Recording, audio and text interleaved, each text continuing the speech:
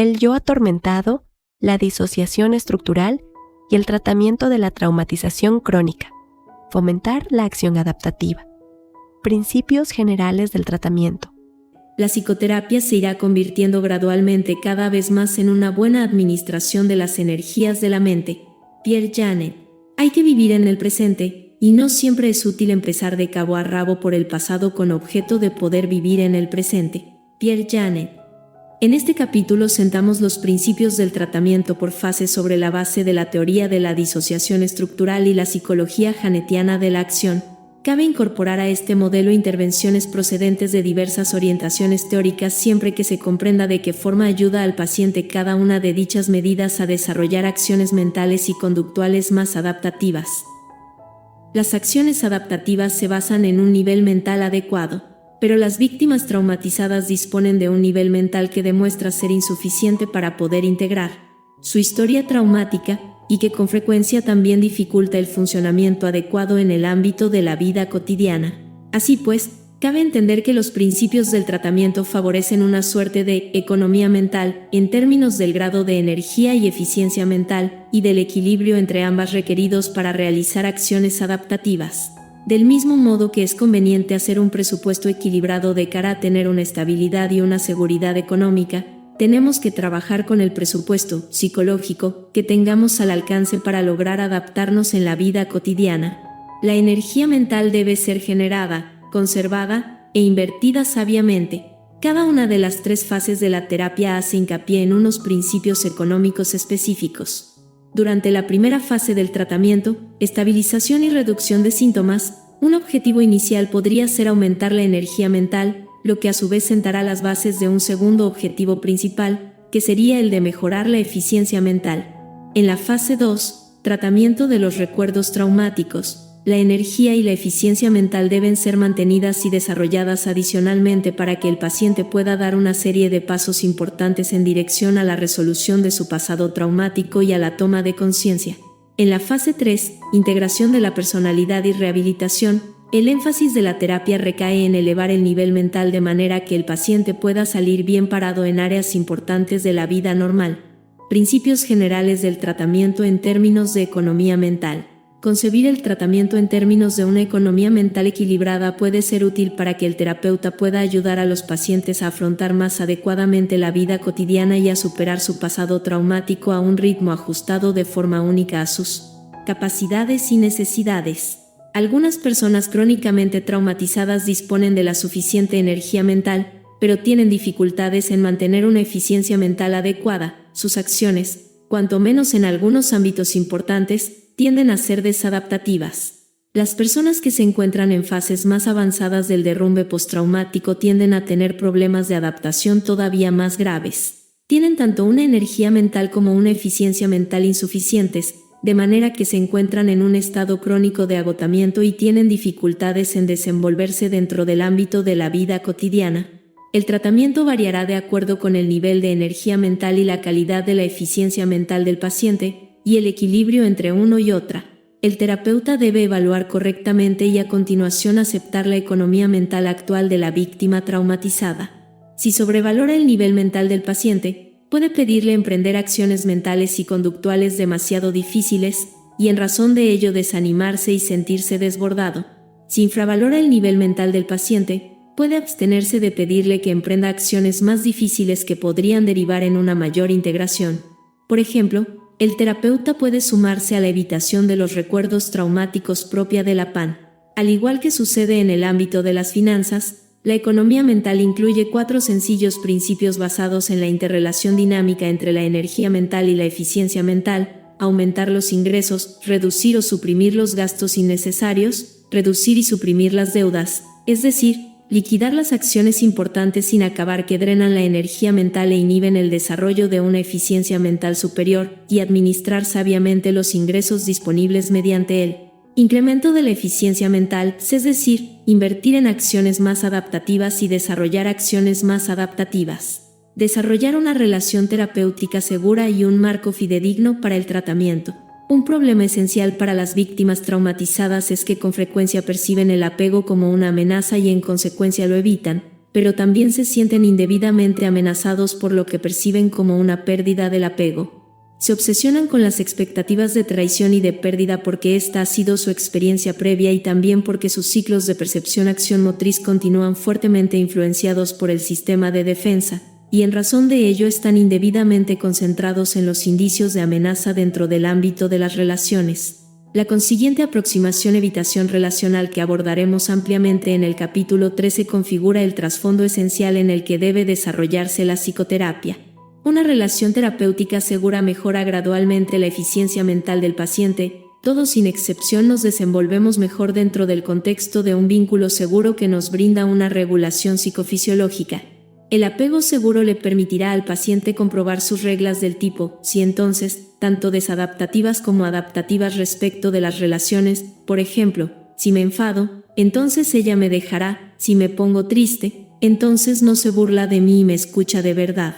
Y gradualmente el paciente va aprendiendo a emprender acciones mentales y conductuales adaptativas dentro de las relaciones con los demás. El apego seguro es un modelo de referencia que el paciente desarrolla únicamente a partir de una larga experiencia, y por ello es una labor progresiva que se prolonga durante gran parte de la terapia. La persona con un vínculo seguro disfruta de las ventajas de la regulación relacional, lo que mejora la eficiencia mental, y el apego seguro hacia alguien de fiar es también una manifestación de una mayor eficiencia mental de cara a hacer predicciones relacionales correctas en lugar de falsas.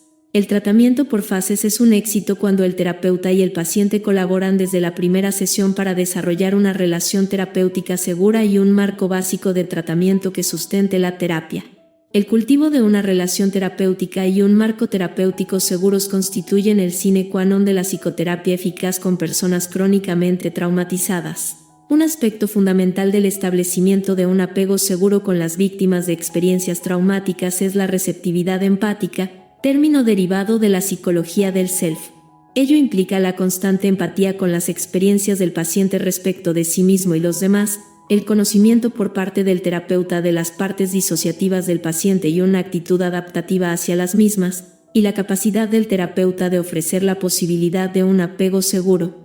La receptividad empática debe dirigirse hacia objetivos que disminuyan la necesidad que tiene el paciente de defenderse, incluido el llanto de apego, además de alentar la activación de otros sistemas de acción como la vinculación, la sociabilidad y la exploración. La receptividad empática eficaz solo puede tener lugar cuando el terapeuta está presente y es verdaderamente auténtico, lo que incluye la presentificación nuclear y extendida con el paciente. Pero aunque la receptividad empática del terapeuta ofrece un entorno social en el que la víctima traumatizada puede aprender a desarrollar un vínculo seguro, no es suficiente. El apego seguro requiere también el establecimiento de unos límites claros y consistentes. El marco terapéutico. El marco terapéutico es un conjunto de directrices y creencias relacionales que definen el papel y el grado de implicación del terapeuta y el paciente dentro del tratamiento. Ello ofrece una estructura para lo que se puede esperar respecto de la relación.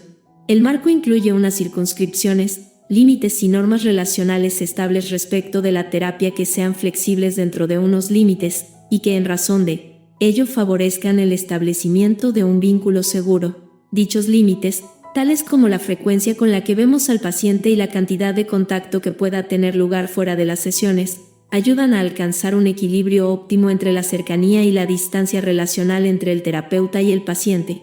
El paciente no es ni desadaptativamente dependiente ni se siente falto de apoyo, al tiempo que el terapeuta no se enzarza ni en un proteccionismo desadaptativo ni se siente a la defensiva en relación con la preservación de su espacio y su tiempo personal. Este equilibrio ideal permite mejorar el nivel mental del paciente y del terapeuta. Los límites protegen al paciente y al terapeuta de sentirse excesivamente desbordados por las exigencias de una terapia tan difícil, lo que podría derivar en una disminución de la energía mental y una insuficiente eficiencia mental. Por ejemplo, si el paciente comienza a llamar diariamente al terapeuta buscando el contacto con él y el terapeuta es incapaz de abordar eficazmente dentro de las sesiones los problemas relacionados con el llanto de apego y limitar las llamadas telefónicas, el paciente proseguirá su escalada, al tiempo que el terapeuta se sentirá cada vez más resentido y desbordado.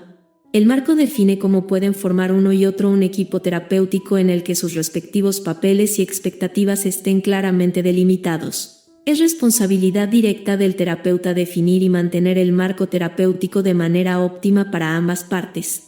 Pero ello incluye de hecho alguna negociación, además ciertamente de informar al paciente sobre el marco y los propósitos del mismo. El marco terapéutico debe establecerse desde un principio y vigilarse y mantenerse con esmero durante el transcurso del tratamiento.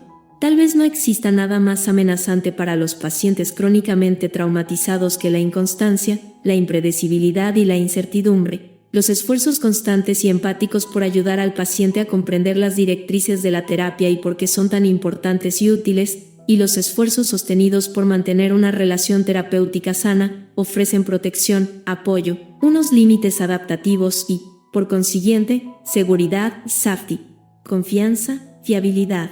Con este fin, el terapeuta debe explicar empáticamente por qué, por ejemplo, las sesiones empiezan y acaban a su hora, porque las llamadas telefónicas están limitadas, y porque no sería adaptativo entablar una relación personal, por mucho que se desee. Aunque muchos autores han tratado de delimitar unas normas para el marco terapéutico, nos parece más útil, en la línea de otros autores, concebir unas directrices más flexibles que permitan guiar la terapia.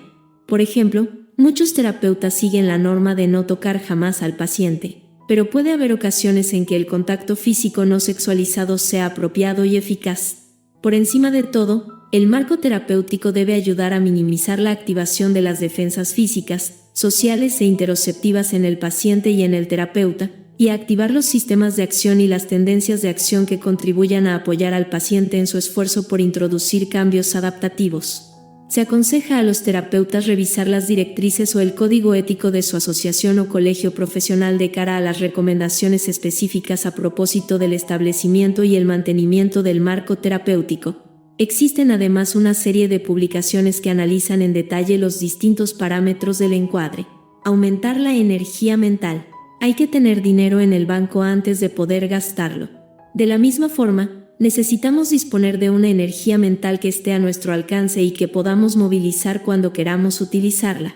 Algunas deudas y gastos mentales innecesarios deben ser abordados de inmediato en la terapia, en tanto que otros requieren más eficiencia mental de la que el paciente pueda tener a su disposición, por lo que deberán ser pospuestos hasta más avanzada la terapia. Un objetivo inicial es que el terapeuta y el paciente evalúen con precisión las acciones terapéuticas deseables que estén dentro del alcance del paciente en ese momento, y concentrarse en llevar a cabo estas acciones en primer lugar. Es esencial retar al paciente convenientemente a hacer progresos, pero no enfrentarlo prematuramente con acciones que requieran más recursos mentales de los que pueda tener a su alcance por el momento. De esta forma es posible reservar la energía mental del paciente para acciones que sí sean realizables.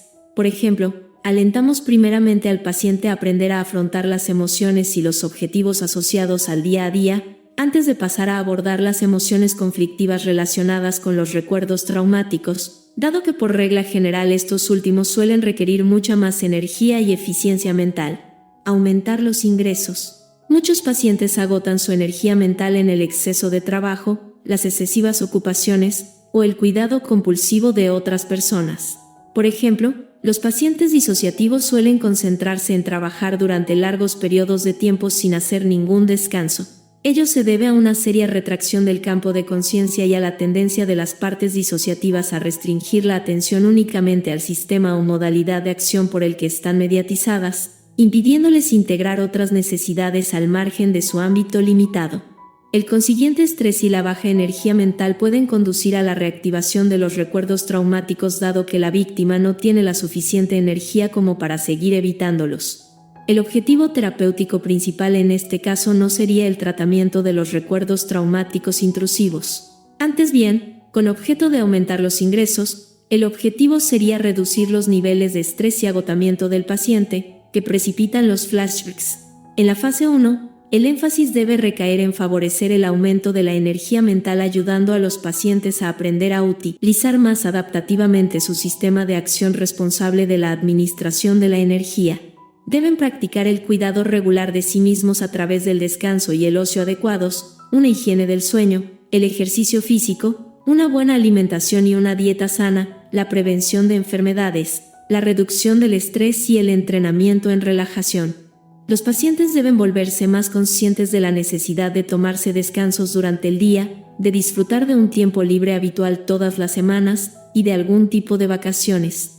Estas pueden parecer cuestiones muy básicas, pero los terapeutas suelen pasarlas por alto y pueden suponer un problema para las vidas de muchas personas traumatizadas, que con frecuencia necesitan una ayuda específica para los autocuidados más elementales. Reducir los gastos.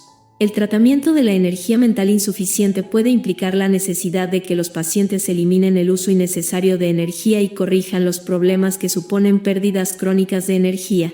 Las afecciones físicas que afectan a la energía deben ser abordadas al principio de la terapia, si es posible. No se deben infravalorar las afecciones médicas persistentes y serias, ni su impacto sobre la energía mental en las víctimas de traumatizaciones crónicas. Otras pérdidas de energía incluyen la falta de seguridad física o emocional, las tareas, preocupaciones u obsesiones innecesarias, las relaciones que incluyen unos gastos elevados de mantenimiento, los estilos de vida caóticos, y la hiperactivación o la hipoactivación fisiológica crónica. Puede que algunas de estas cuestiones no se puedan mejorar al principio de la terapia debido a la falta de eficiencia mental del paciente. Un área principal de gasto energético es la constante implicación en la evitación fóbica mental y conductual. Cuando se puede reducir esta evitación, dicha energía mental queda entonces disponible para las acciones de nivel superior, a condición de que la eficiencia mental también haya mejorado y el paciente ya no le tenga miedo a las intrusiones. De lo contrario, la energía mental adicional puede ser utilizada de forma poco inteligente. Afianzar una seguridad. Lo primero y principal, la terapia comienza con el establecimiento ya no únicamente de una seguridad dentro de la relación terapéutica, sino también de una seguridad en la vida del paciente, de estar indicado. Ahora bien, las víctimas de experiencias traumáticas suelen percibir amenazas donde no las hay, o bien no sintetizan ni personifican estímulos que indicarían que puede que otras situaciones no sean de fiar. Es preciso, pues, trabajar mucho para ayudar a los pacientes a valorar y tomar conciencia de si verdaderamente están seguros o no, si no lo están, qué medidas hay que tomar. De hecho, cuando se sienten en peligro invertirán mucho tiempo y esfuerzo en acciones defensivas innecesarias. La terapia requiere un grado de eficiencia mental que incluye el pensamiento reflexivo. Esta modalidad de pensamiento es imposible cuando el paciente no está fuera de peligro o no percibe los problemas de seguridad a nivel físico, emocional o relacional. Los peligros relacionales o emocionales que no incluyen la violencia física, tales como las parejas o los familiares de primer grado que maltratan emocionalmente, o los amigos explotadores, pueden ser menos evidentes para el terapeuta que los peligros físicos, pero no suponen un menor impedimento para el paciente. Simplificar la vida cotidiana. El terapeuta debe ayudar a aquellos pacientes que hacen demasiadas cosas a simplificar sus vidas. Uno de los objetivos terapéuticos consiste en reducir la energía y el tiempo gastados, así como el número de quehaceres cotidianos que no sean esenciales. La evaluación exhaustiva de todos los quehaceres cotidianos que el paciente lleva a cabo suele poner de relieve que están crónicamente sobrecargados. Por ejemplo, el paciente puede gastar un tiempo y energía desmesurados en limpiar o en hacer constantemente cosas para los demás. Ello se puede deber a una serie de problemas, estrategias de evitación, falta de conocimiento consciente y de colaboración entre las partes de la personalidad que desempeñan un papel en la vida cotidiana, el no saber solucionar problemas o priorizar, dificultades a la hora de administrar el tiempo, o falta de asertividad a la hora de poner límites. En los pacientes obsesivos también puede estar relacionado con creencias de origen traumático respecto de la necesidad de alcanzar la perfección, o respecto de la necesidad de tenerlo todo hecho para que no haya ningún castigo. Algunas de las víctimas traumatizadas están excesivamente concentradas en un único ámbito de la vida con exclusión de los demás. Sufren estrés porque, por ejemplo, trabajan demasiado o están con los videojuegos constantemente, y se aíslan demasiado y se mantienen al margen de otras actividades esenciales de la vida cotidiana. A veces el hecho de hacer demasiadas cosas tiene su base en la fobia a los sentimientos, los deseos o los recuerdos. La actividad frenética se convierte entonces en una estrategia de evitación, como testifica Marilyn Van Der Burg, aunque por aquel entonces no lo entendía así, ese era mi mecanismo de supervivencia. Estar tan ocupada que no hubiera la menor ocasión de que ningún recuerdo inconcebible pudiera salir a la superficie. Poner límites a las relaciones exigentes. Las víctimas suelen rodearse de personas conflictivas que tienen un estilo de apego inseguro, son afectivamente lábiles, discutidores, culpabilizadores y severos. Estas relaciones son excepcionalmente exigentes porque no solo requieren la excesiva activación de la sociabilidad, el apego y la solicitud, sino que también desencadenan el sistema de acción defensivo del paciente. Además, muchos pacientes se comportan ellos mismos de la misma forma conflictiva y generan reacciones defensivas en la otra persona, para después sentirse atacados y rechazados. Ello conduce a unas historias interminables de relaciones conflictivas y tormentosas que agotan las energías de todos. Uno de los objetivos terapéuticos sería que el paciente le ponga unos límites a las relaciones irrazonablemente exigentes. Tales límites permitirán ahorrar energía mental. Ahora bien, cambiar la forma que los pacientes tienen de responderle a estas personas y a sus exigencias suele implicar más eficiencia mental y asertividad de la que son capaces de reunir, y por ello también incluye unos principios terapéuticos que permitan mejorar la eficiencia mental. De hecho, esta es una labor terapéutica que puede que sea necesario prolongar a lo largo del tiempo, pero el primer paso consiste en ayudar a los pacientes a volverse conscientes de las exigencias inapropiadas y de sus propios sentimientos sumergidos de resentimiento y de culpa. A continuación y de forma gradual, podemos ayudarles primero a reducir la presión a que se sienten sometidos dentro de las relaciones conflictivas y finalmente a resolver dichas relaciones. Saldar las deudas. La conclusión de las acciones inacabadas se podría entender como una forma de saldar deudas. Las acciones importantes inacabadas suponen una pérdida de energía mental y disminuyen el nivel mental. Las experiencias sin resolver tienden a atormentarnos hasta que no logramos concluirlas. Las vidas de las víctimas de traumatizaciones crónicas suelen estar repletas de acciones inacabadas tanto de primera magnitud como de segundo orden. Dichas acciones incluyen transiciones fallidas a lo largo del ciclo vital y conflictos pendientes del pasado, incluidas experiencias dolorosas con servicios de salud mental, proyectos sin acabar, estudios, relaciones y, por último pero no por ello menos importante, recuerdos traumáticos. Las acciones mentales y conductuales inacabadas solamente pueden finalizarse cuando el paciente tiene la suficiente energía y eficiencia mental para hacerlo. Por ejemplo, varios años de defraudar impuestos pueden ser demasiados como para que el paciente pueda hacerle frente de entrada, pero fregar los platos y pagar las facturas atrasadas del mes pasado podría ser más factible. En términos de deudas emocionales, resolver problemas menos difíciles tales como el no haber quedado satisfechos con la reparación deficiente del cuarto de baño que hizo el fontanero es algo mucho más fácil y requiere menos eficiencia mental que resolver problemas de primera magnitud relacionados con una pareja que en ocasiones maltrata emocionalmente. Pero los pequeños pasos en dirección a la asertividad irán a más con el tiempo. La liquidación de deudas debe incluir su total resolución, pero la contención suele ser un objetivo inicial más realista que la resolución total. Por regla general, los pacientes deben comprender que el concluir las acciones inacabadas forma parte constante de la vida, incluida la terapia. Mejorar la eficiencia mental. Aun cuando tengan la suficiente energía mental, las víctimas de experiencias traumáticas suelen carecer de eficiencia mental. Por lo general, el principio de mejorar la eficiencia mental implica que los pacientes aprendan a dominar acciones mentales y conductuales cada vez más complejas que favorezcan una vida más adaptativa, incluida la capacidad de priorizar y reajustar sus objetivos en caso necesario, de tener en cuenta los costes y los beneficios a corto y largo plazo de las acciones, y de tomar en consideración sus necesidades como persona total. Esto es particularmente difícil para los pacientes disociativos, porque las diversas partes de la personalidad pueden tener un conocimiento limitado o nulo de las necesidades de las otras partes. No han integrado estas necesidades, o bien pueden chocar directamente con otras partes disociativas y sus objetivos. Cuando la eficiencia mental existente es insuficiente para canalizar adaptativamente la energía mental aplicada a las tareas que tenemos entre manos, puede tener lugar un excedente de energía mental, ello deriva en agitación, ansiedad y demás acciones sustitutivas. En tales casos, el descanso físico adicional que habitualmente se prescribe a las personas que tienen una baja energía mental suele estar contraindicado. En su lugar, la actividad mental y física sana constituye el tratamiento de elección. Estimulación terapéutica. La estimulación terapéutica supone alentar al paciente a realizar acciones más complejas y exigentes a medida que lo vaya permitiendo la mejora de la eficiencia mental.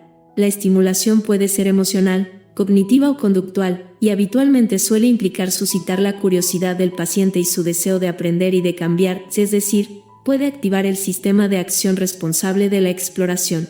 El paciente ya debe tener la suficiente energía mental y la necesaria eficiencia mental a su alcance. Las correspondientes técnicas de tratamiento abarcan desde la psicoeducación a alentar al paciente a iniciar y acabar retos adaptativos. El terapeuta debe ayudar al paciente a aprovechar las oportunidades de emprender actividades que le resultarán enormemente gratificantes y satisfactorias. Tales acciones mejoran la eficiencia mental porque el paciente gasta energía en inversiones mentales y sociales favorables más que en inversiones dudosas, dentro del proceso de aprender a obtener mayores beneficios de la inversión. El paciente practica las habilidades emocionales, cognitivas, motrices y sociales, junto con la forma de incrementar el propio capital personal. Esta mejora de la eficiencia mental puede ir generalizándose de manera gradual con objeto de favorecer un aumento de las acciones de nivel superior en otros ámbitos de la vida, a lo largo de los diferentes sistemas de acción. Psicoeducación. La psicoeducación es un principio muy importante de cara a elevar la eficiencia mental del paciente. Ello implica facilitar una información esencial de la que el paciente no tiene conocimiento o bien que no acaba de comprender. La psicoeducación mejora la eficiencia mental en el caso de que el paciente sea capaz de escuchar, empezar a reflexionar más y posponer las acciones inmediatas. Invitar a los pacientes a hacer una pausa para reflexionar les estimula a emprender tendencias de acción más avanzadas. De hecho, el acto mismo de pensar en las propias acciones mentales implica una metacognición, lo que supone en sí misma una acción de nivel superior. Antes de poder iniciar la psicoeducación, el terapeuta hace un análisis funcional del nivel mental actual del paciente y de los miedos y fobias existentes. En general, las directrices para una psicoeducación eficaz deben brindar información acorde con lo que el paciente pueda sintetizar y reconocer en un momento dado, repetir con frecuencia la información nueva dado que el aprendizaje suele requerir la reiteración, y jamás dar por supuesto que el paciente ha comprendido el mensaje perfectamente. Los pacientes disociativos son conocidos por tener muchas dificultades a la hora de integrar información que pudiera cuestionar su visión del mundo y generar disonancia cognitiva o suscitar sentimientos dolorosos. Pueden distorsionar la información debido a las percepciones incorrectas o las creencias reflejas, o bien determinadas partes de la personalidad pueden bloquear la información. Por esta razón, suele ser útil registrar por escrito o grabar información esencial para que los pacientes puedan llevársela a casa, si les parece que ello puede serles de ayuda. A veces es útil prescribir lecturas adicionales o la asignación de otras tareas para casa.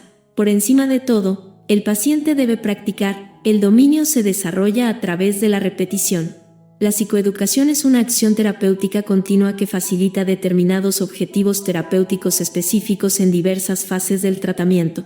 Al principio de la terapia generalmente suele ser útil que el terapeuta explique la naturaleza de la traumatización y la disociación estructural, a un ritmo acorde con lo que el paciente pueda integrar. El terapeuta también ayuda al paciente a comprender el marco terapéutico, el tratamiento por fases, los datos procedentes de la evaluación relativos a los diagnósticos y demás problemas relacionados del paciente, y la importancia de la relación terapéutica. El contrato terapéutico y los objetivos del tratamiento deberían formularse en común, incluyendo de qué forma se podría facilitar la labor de los pacientes en dirección a dichos objetivos. La educación respecto de las habilidades vitales básicas, tales como una alimentación adecuada, una higiene del sueño, el ejercicio físico y el desarrollo de unos límites personales sanos puede ser inestimable. Los pacientes pueden necesitar psicoeducación respecto de cómo equilibrar las distintas actividades vitales y con ello sus distintos sistemas de acción.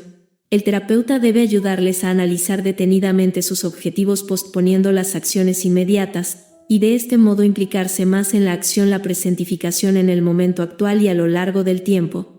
Los pacientes también necesitan información y apoyo respecto de cómo suavizar las tendencias defensivas de las distintas partes disociativas entre sí, y cómo fomentar la empatía y el autocuidado interior entre todas las partes de la personalidad. Analizar las resistencias. La resistencia se puede definir como el intento del paciente de proteger su vulnerabilidad y mantener el statu quo, incluida la disociación estructural de la personalidad, con el fin de prevenir la temida desestabilización. La resistencia incluye todas aquellas conductas dentro del sistema terapéutico que actúan recíprocamente para impedir que éste alcance los objetivos en relación con la terapia. El propio terapeuta también puede emprender una contrarresistencia para protegerse de la temida desestabilización, confabulándose para impedir un cambio adaptativo en la terapia. Por ejemplo, el terapeuta que depende extraordinariamente de que lo necesiten, que tiene hiperactivado el sistema de acción responsable de la solicitud y los cuidados, puede obrar inconscientemente de manera que le impida al paciente hacerse más independiente. Los pacientes disociativos tienden a tener la mala fama de ser resistentes y de no estar dispuestos de buen grado a entrar en tratamiento.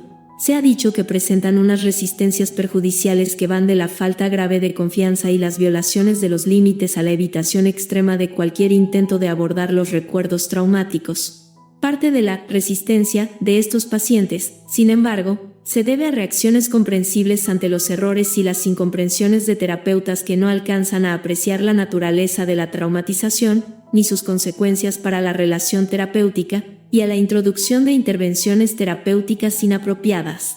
Incluso los terapeutas veteranos pueden suscitar tales resistencias cuando inadvertidamente desbordan al paciente de alguna forma, exigiéndole acciones adaptativas que todavía no son factibles o generando alteraciones en la vinculación. La resistencia es inevitable y omnipresente, y una vez que el terapeuta logra comprender lo que hay detrás, suele resultar muy comprensible. La mayoría de las veces suele ser no tanto la resistencia en sí, cuanto la forma en que el terapeuta responde a la resistencia lo que introduce una diferencia para mejor o para peor en el tratamiento. Muchas teorías psicológicas y modelos de tratamiento se centran en trabajar las resistencias. La mayoría se muestran a favor de que una de las intervenciones más esenciales es que el terapeuta comprenda empáticamente y trabaje las resistencias del paciente, en lugar de oponerse directamente a ellas.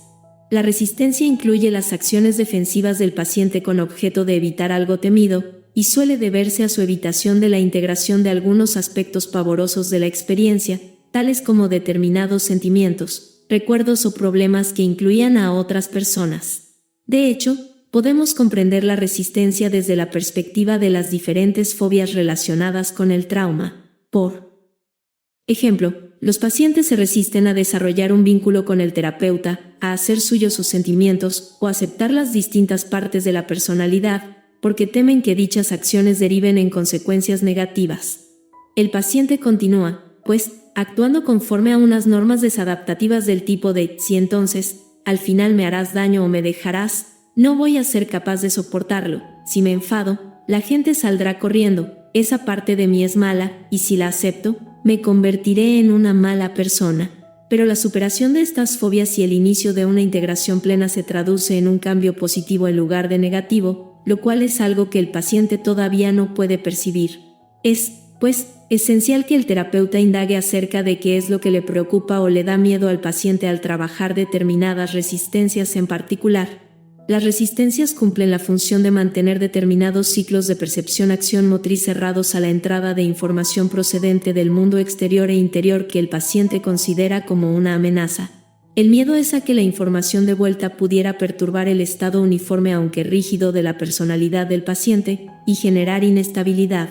Ahora bien, los objetivos terapéuticos implican un cambio, y el cambio únicamente puede tener lugar una vez que los ciclos desadaptativos de percepción-acción motriz se desestabilizan y el paciente puede proceder a reorganizarlos más adaptativamente.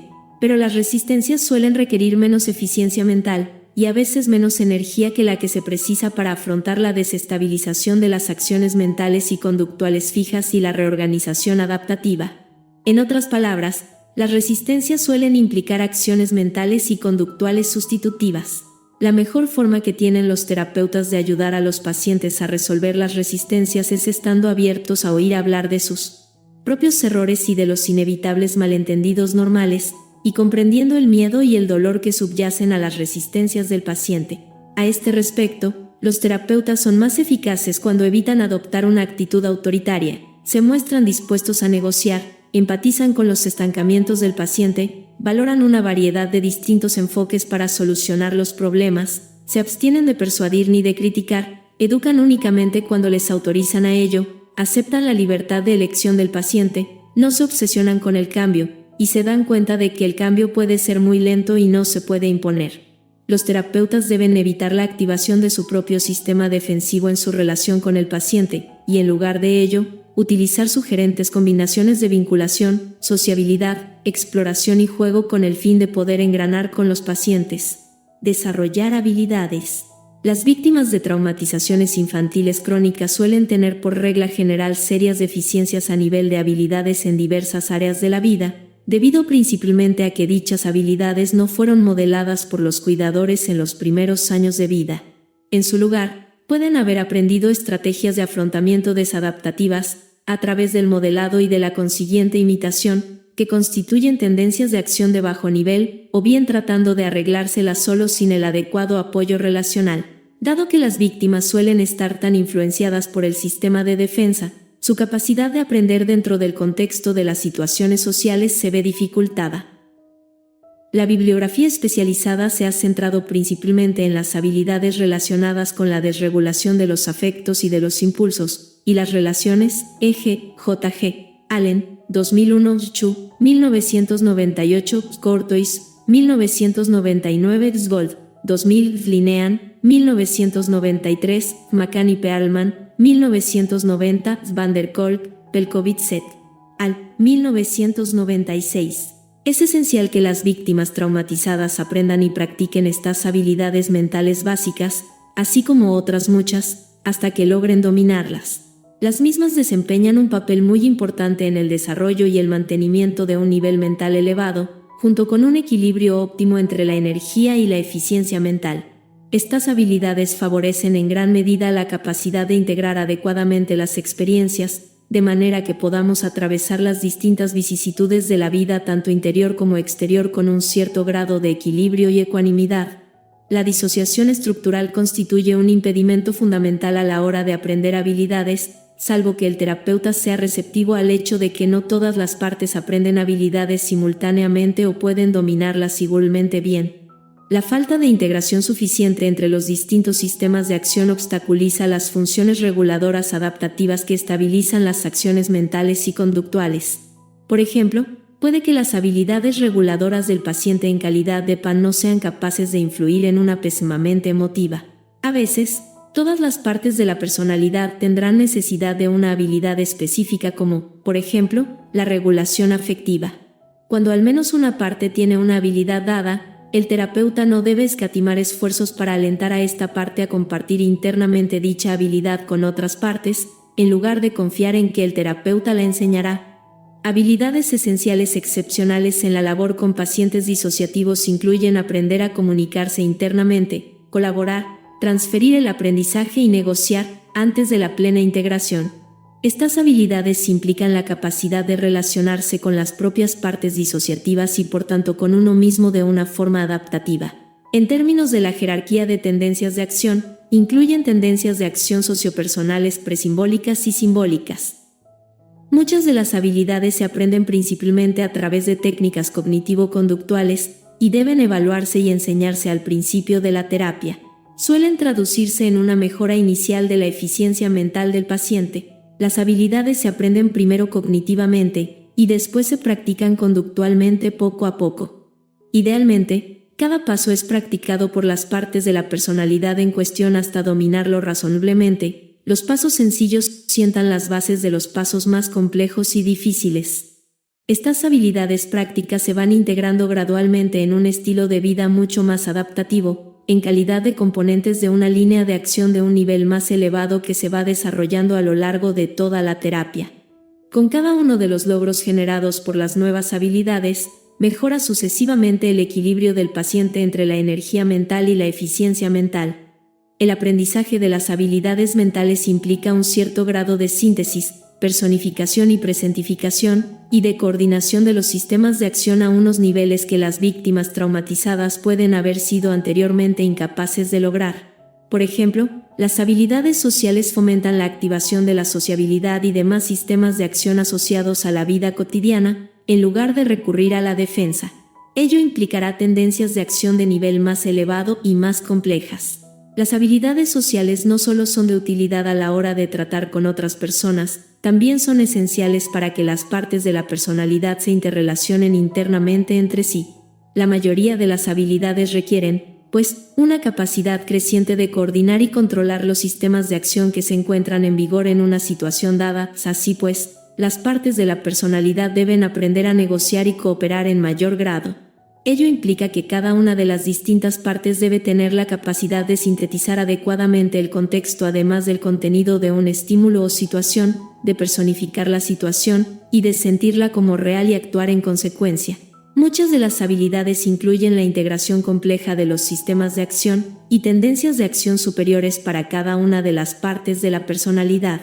Por ejemplo, las habilidades asertivas incluyen estrategias defensivas altamente evolucionadas combinadas con la sociabilidad. El entrenamiento en relajación puede incluir la gestión de la energía y a veces la sociabilidad, junto con la desactivación de tendencias de acción defensivas tales como la hipervigilancia. El desarrollo de unos límites personales sanos puede incluir la gestión de la energía, la solicitud, la sociabilidad, un sistema de acción defensivo evolucionado, y un acuerdo entre las partes respecto de los límites. Las habilidades asociadas al hecho de ser padres incluyen la activación de la solicitud y de todos los restantes sistemas de acción asociados a la vida cotidiana, y la minimización de la defensa o de la reactivación de las partes infantiles. Las habilidades incluyen todos los niveles de tendencias de acción. Las tendencias de acción de nivel inferior e intermedio deben aprenderse antes de las de nivel superior. Por ejemplo, el paciente debe aprender a esperar y no actuar inmediatamente, antes de poder ser capaz de reflexionar acerca de por qué está llevando a cabo una acción desadaptativa. El paciente aprende a tolerar y modular las emociones de la vida cotidiana antes de abordar las emociones relacionadas con la traumatización. A los pacientes traumatizados les suele resultar difícil estar presentes en el momento, y deben aprender a estarlo antes de poder estar presentes a lo largo de amplios periodos de tiempo. Reaccionan de forma refleja a los estímulos condicionados dentro de las relaciones con otras personas, y deben aprender que la presencia de un estímulo condicionado no siempre es una señal de que van a volver a quedar traumatizados. Solo entonces pueden aprender las habilidades de relación que favorecen un vínculo seguro. El dominio de unas habilidades favorece el aprendizaje de otras. Por ejemplo, aprender a empatizar, comunicar, colaborar y negociar con las distintas partes disociativas suele conducir a aprender a regular mejor los afectos, administrar mejor el tiempo y relacionarse mejor. En la tabla 12.1 aparece un listado de las habilidades principales, dado que las limitaciones de espacio impiden realizar un análisis más detallado. Se anima a los terapeutas a convertirse en unos expertos en ayudar a los pacientes a aprender a desarrollar estas habilidades. Transformar las acciones sustitutivas en acciones adaptativas. Cuando se requiere algún tipo de acción en respuesta a una situación dada y las acciones adaptativas todavía están fuera del alcance debido a una eficiencia mental inadecuada o la escasez excesiva de energía, las víctimas tienden a recurrir a acciones sustitutivas, las cuales por definición son acciones de orden inferior. Ciertas partes disociativas, como las PES fijadas a la defensa o al llanto de apego, tienden a emprender acciones sustitutivas la mayoría del tiempo, en tanto que otras partes pueden tener a su alcance una gama más amplia de acciones adaptativas. Por nuestra parte, distinguimos dos categorías de acciones sustitutivas, uno de los tipos carece de un objetivo específico, y el otro supuestamente pretende alcanzar un objetivo, pero lo hace de forma desadaptativa. Desviaciones.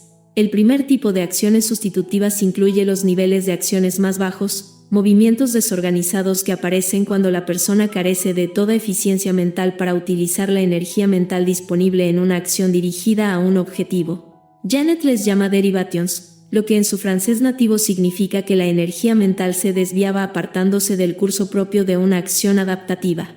La forma más seria de desviaciones, que se encuentra únicamente en algunas víctimas traumatizadas, son las pseudoconvulsiones 1. Desviaciones más comunes incluyen agitación generalizada acompañada de elementos motrices, emocionales y cognitivos. La agitación grave incluye conductas tales como gritar, tirarse por el suelo, arrojar objetos o golpearse la cabeza. La agitación menos grave incluye mover continuamente las piernas, balanceos, temblores, escalofríos, revolverse nerviosamente, deambular preocupado de acá para allá y tics nerviosos. Estos sucedáneos suelen describirse en la bibliografía especializada actual como manifestaciones de una desregulación afectiva. De hecho, a veces existe un propósito en los movimientos desorganizados, por ejemplo, cuando el paciente se enzarza en estas conductas como una forma de evitar las temidas acciones mentales y conductuales de orden superior. El tratamiento consiste en hacer pasar gradualmente al paciente de estas tendencias de acción de nivel muy bajo a otras de nivel cada vez más elevado. Primero el terapeuta puede, amablemente pero con firmeza, interrumpir tales acciones y captar la atención del paciente sirviéndose de un lenguaje sencillo y del contacto ocular, y en el caso de resultar apropiado, del contacto físico juicioso que ayude al paciente a estar más presente. Estas estrategias estimulan las tendencias de acción sociopersonales presimbólicas que pueden ayudar al paciente a regular más adecuadamente sus acciones. Si bien estas son también tendencias de acción de nivel inferior, se encuentran por encima de los reflejos básicos o de las tendencias de acción reguladoras presimbólicas, razón por la cual el paciente puede necesitar que le ayuden a desplazarse gradualmente en dirección a tendencias de nivel más elevado. El terapeuta también debe ayudar al paciente a redirigir la atención hacia su entorno, es decir, a proceder a una evaluación del contexto y a un cierto grado de personificación y de presentificación. A este respecto, puede servirse de determinadas técnicas para recuperar la regulación psicofisiológica, la mayoría de las veces primero a través de la socialización. Así pues, de ser posible es preciso reactivar inmediatamente las tendencias de acción sociopersonales presimbólicas. Después paciente y terapeuta pueden abordar gradualmente las tendencias de acción superiores responsables de la exploración y de la reflexión sistemáticas con objeto de descubrir qué fue lo que motivó la desviación y si ello incluyó la activación de determinadas partes disociativas en particular. Finalmente, el terapeuta puede ayudar al paciente a desarrollar un mayor grado de presentificación. Con este fin, puede estimular al paciente a incrementar el número de predicciones más realistas respecto del futuro cercano y lejano, valorar cuidadosamente las acciones y situaciones pasadas, y adaptar sus acciones en consecuencia.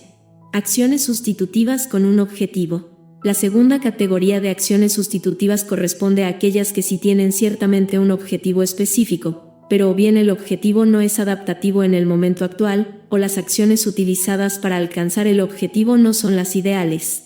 El primer paso consiste en que el terapeuta y el paciente comprendan el objetivo o la función de la conducta, y si el objetivo en sí mismo es adaptativo. Por ejemplo, Millie quería castigarse, lo que a nivel superficial parecía un objetivo desadaptativo, pero en realidad estaba convencida de que si se castigaba, podría corregir lo que hacía mal. Ello requiere, pues, que el terapeuta y el paciente analicen las diversas creencias de las partes disociativas en relación con lo que está mal o es malo, respecto de ellas mismas o de otras partes disociativas, cuál sería la forma más eficaz de ayudar a la persona a corregir sus faltas, y las distintas formas en que la empatía hacia todas las partes puede ser una poderosa acción mental adaptativa. Por supuesto, el empleo de este tipo de lógica no alivia inmediatamente el autocastigo. Más bien constituye un punto de partida para cuestionar las creencias reflejas y las conductas habituales que pueden estar contenidas en algunas partes específicas de la personalidad y dirigidas a otras partes, lo cual es una forma de que el terapeuta pueda comprender empáticamente las necesidades subyacentes que mueven a un paciente autodestructivo. Diversas partes de la personalidad pueden también emprender acciones derivadas de sistemas de acciones inapropiados para la situación. Por ejemplo, una parte puede paralizarse de forma refleja al percibir las bromas entre amigos como un ataque personal. Tales acciones sustituyen a las interrelaciones sociales más complejas e integradas. Superar las fobias. Las fobias relacionadas con experiencias traumáticas son la modalidad más generalizada de acciones sustitutivas en las víctimas traumatizadas. Superar estas fobias implica ayudar a los pacientes a transformar estos sustitutos en acciones adaptativas. El terapeuta no puede infravalorar el coste de energía que conlleva mantener estas fobias. Las fobias relacionadas con el trauma son uno de los principales obstáculos de cara a mejorar la eficiencia mental y consumen mucha energía mental. Los pacientes suelen estar convencidos de que las acciones, sobre todo las acciones mentales, necesarias para poder superar estas fobias están fuera de su alcance, y les da miedo incluso hablar de los estímulos fóbicos. El terapeuta debe, pues, ayudar al paciente a mejorar la eficiencia mental lo suficiente como para empezar a abordar una exposición gradual o una desensibilización sistemática. Y cada paso en dirección a superar las fobias mejorará también la eficiencia mental. El tratamiento para superar las fobias internas no es muy diferente del que se aplica a las fobias externas, tales como a las arañas o a las alturas. consiste primeramente en analizar y entender las defensas del paciente como medidas de evitación y de huida, las resistencias a determinados contenidos mentales en particular, o mejor dicho, a las acciones mentales que generan dichos contenidos, pueden entonces abordarse empáticamente, y cuanto menos algunos de los miedos relacionados con las acciones mentales se pueden resolver mediante la psicoeducación, el desarrollo de habilidades y la experiencia práctica. El paciente es expuesto gradualmente a los estímulos condicionados y debe llevar a cabo las acciones mentales de la síntesis y la conciencia, al tiempo que previniendo las reacciones desadaptativas tales como el pánico. Es preciso aumentar en primer lugar el nivel de eficiencia mental del paciente con el fin de elevar la probabilidad de que pueda realizar acciones integradoras durante la exposición, en lugar de acciones evitativas y demás acciones sustitutivas. El logro de acciones integradoras durante la exposición mejorará la eficiencia mental.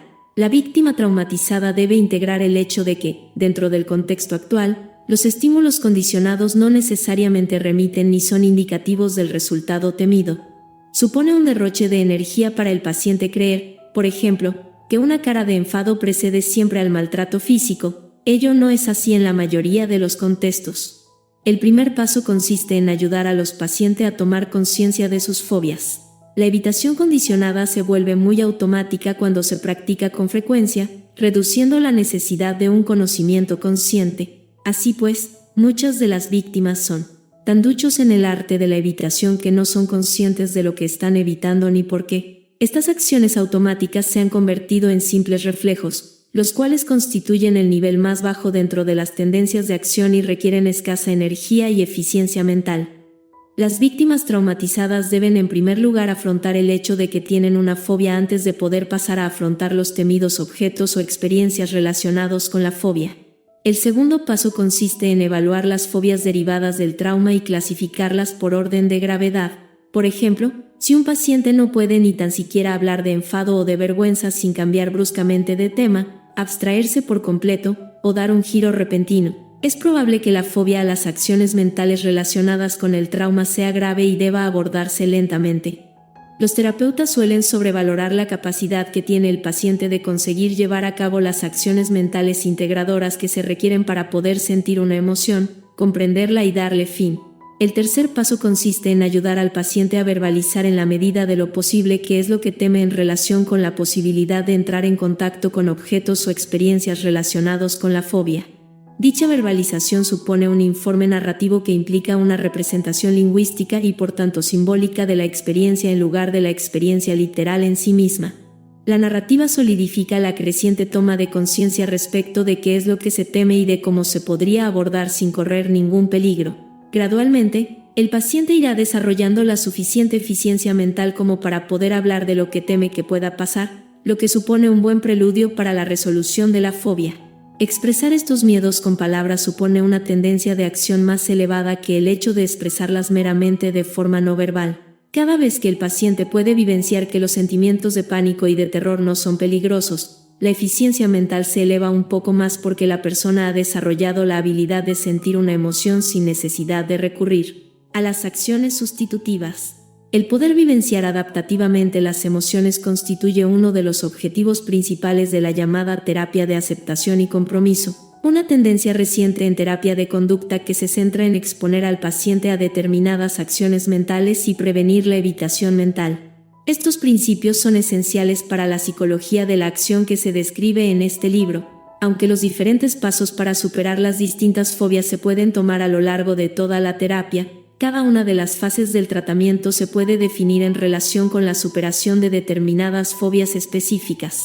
Así, la fase 1, reducción de síntomas y estabilización, se concentra en la superación de la fobia al apego y a la pérdida del apego hacia el terapeuta, la fobia a las partes disociativas de la personalidad y la fobia a otras acciones mentales derivadas del trauma. La resolución gradual de dichas fobias debe mejorar la eficiencia mental del paciente hasta el punto de que en la fase 2, tratamiento de los recuerdos traumáticos, se pueda empezar a superar las fobias relacionadas con el apego inseguro hacia el agresor y con los recuerdos traumáticos.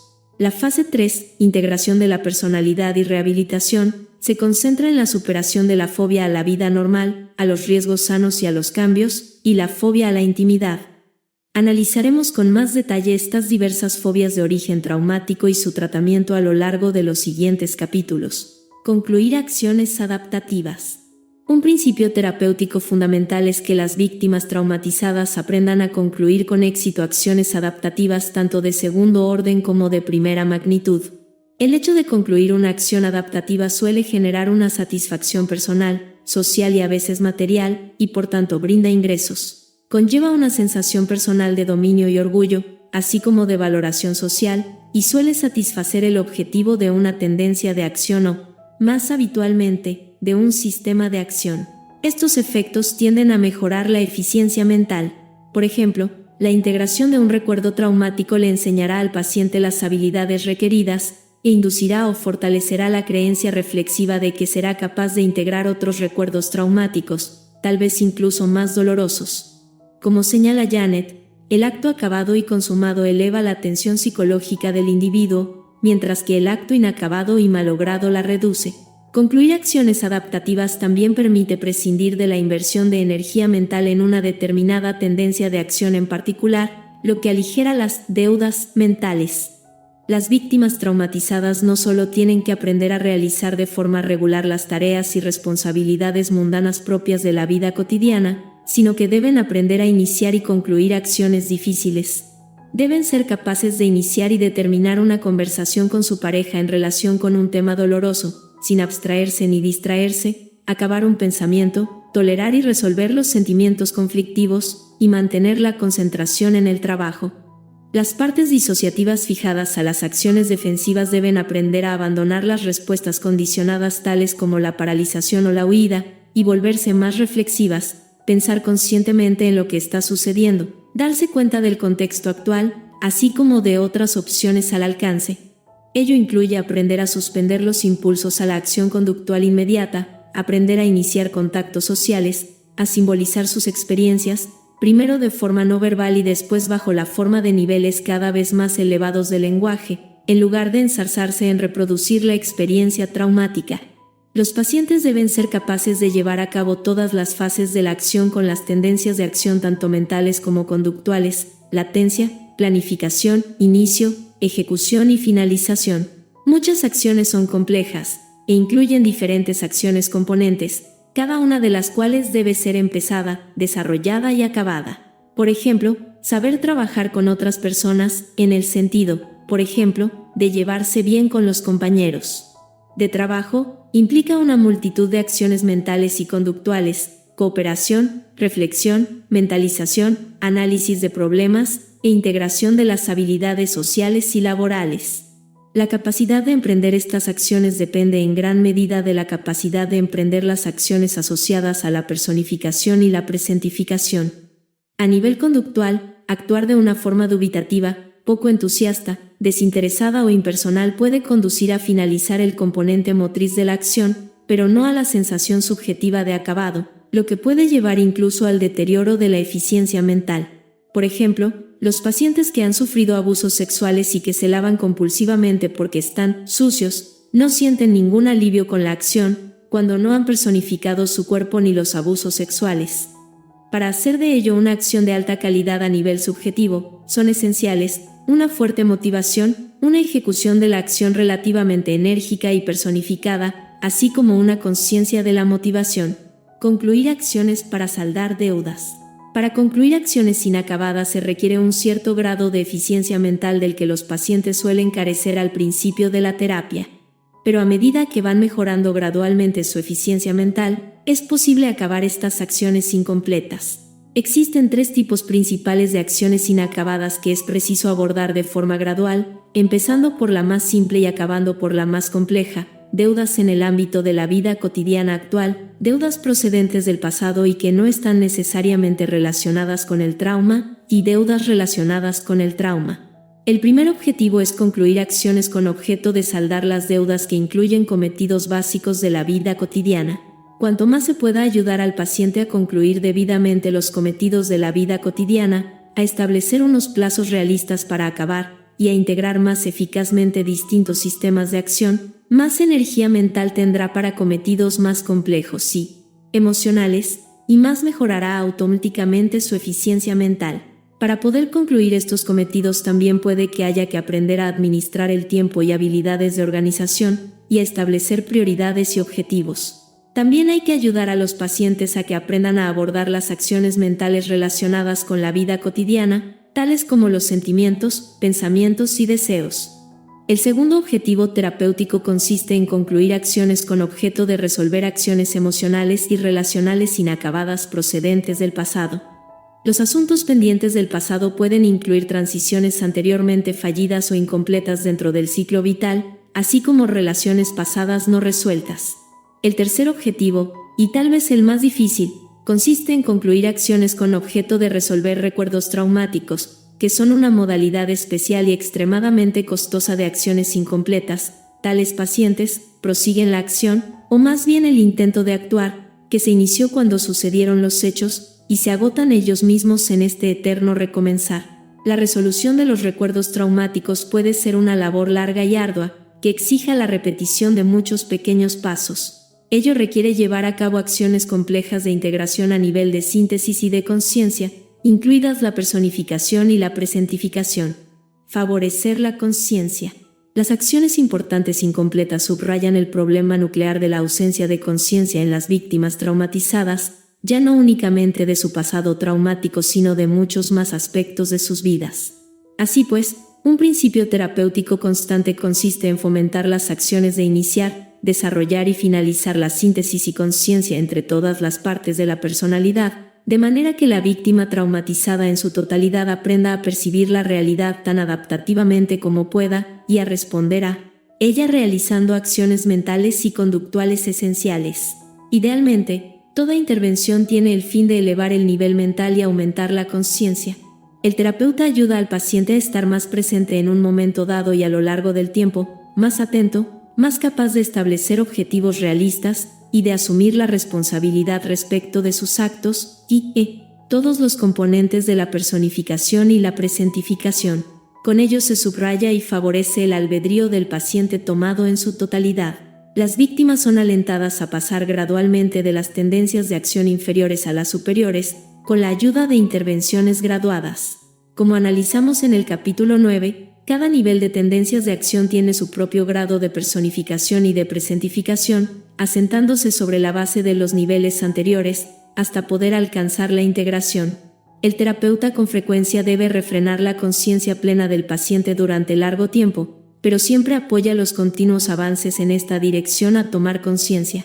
Por ejemplo, el terapeuta puede señalarle repetidamente al paciente que aunque una parte de la personalidad pueda tener amnesia en relación con lo que otra parte hace, ambas partes no dejan en ningún momento de ser aspectos de una misma y única persona. Aunque puede que no te lo parezca así, en realidad es una parte de ti. ¿Podemos ver la forma de entender un poco mejor esta parte de ti mismo? El terapeuta puede alentar al paciente a reflexionar más y vivenciar conscientemente, empezando por preguntas del tipo si entonces, si te pusieras a recordar, ¿qué te imaginas que podría suceder si expresaras tu enfado hacia mí? ¿Cuál te imaginas que podría ser mi reacción? Las preguntas de tales características facilitan la comprobación de si las expectativas catastrofistas son realistas o no lo son. La conciencia por parte de la víctima traumatizada de los miedos que inhiben sus acciones adaptativas supone ya un paso fundamental en dirección a la integración. Resumen. Este capítulo se centra en los principios generales del tratamiento encaminados a fomentar las acciones adaptativas integradoras en las víctimas de experiencias traumáticas y entre todas las partes de la personalidad. Cada uno de los principios está pensado para favorecer el progreso gradual de las acciones mentales y conductuales de orden inferior a las de orden superior. El primer principio fundamental consiste en establecer una relación terapéutica y un marco terapéutico estable pero flexible, que permita minimizar la activación de las defensas y maximizar las acciones adaptativas de orden superior tanto en el terapeuta como en el paciente. Una vez establecido un marco definido, el terapeuta y el paciente se concentran en el cometido esencial de desarrollar el nivel mental del paciente, es decir, una energía mental y una eficiencia mental suficientes y equilibradas. Ello se logra siguiendo los principios de la economía mental, aumentando la energía mental, reduciendo los gastos innecesarios de energía mental y saldando las deudas mentales. Acceder a la energía mental adecuada puede conducir al establecimiento de niveles superiores y más constantes de eficiencia mental, posibilitando acciones cada vez más adaptativas y complejas. Pero el aumento de la eficiencia mental también se traduce en un menor derroche de energía e incluso en un aumento de la energía mental. Finalmente, el paciente es alentado a emprender y concluir acciones adaptativas de primer orden, incluida la conciencia, como algo natural en la vida cotidiana. Ello implica unos niveles elevados de personificación y de presentificación, y la capacidad de todas las partes de la personalidad de percibir y situar correctamente las estimaciones de la realidad a lo largo del continuum de los grados de realidad.